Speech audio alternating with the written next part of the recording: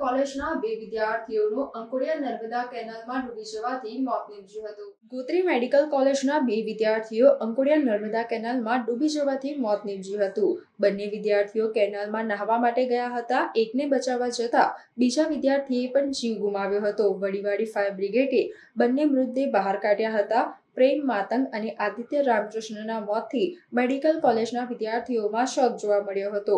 એક વિદ્યાર્થી સુરત અને બીજો વિદ્યાર્થી જામનગરનો વતની હતો. બંને વડોદરા રહી મેડિકલ કોલેજમાં અભ્યાસ કરતા હતા.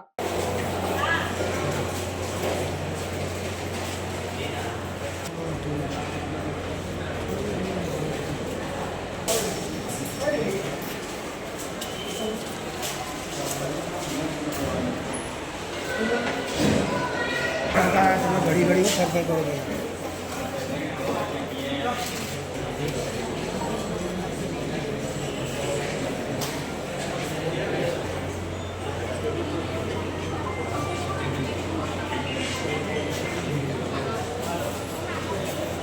હાલ GMES મેડિકલ કોલેજ અને હોસ્પિટલ ગોત્રી વડોદરા એમાં તૃતીય વર્ષમાં અભ્યાસ કરતા અમારા તબીબી વિદ્યાર્થી પ્રેમ અને આદિત્ય કરીને હતા.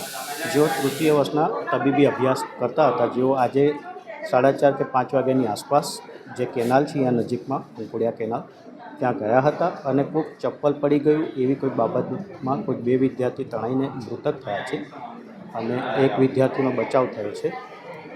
હાલ ગોત્રી મેડિકલ કોલેજના ડીનશ્રી, સુપ્રિન્ટેન્ડન્ટશ્રી અને સ્ટાફ તેમજ ડીન પણ હાજર છે અને એમના જે મધર ફાધર છે એમના રિલેટિવ છે એમને પણ જાણ કરવામાં આવી છે અને લોકલ ગાર્ડિયન્સને પણ જાણ વિદ્યાર્થીઓનું શું નામ છે? વિદ્યાર્થી એકનું નામ છે પ્રેમ અને બીજાનું નામ છે આદિત્ય. એક સુરતના છે અને એક જામનગરના છે.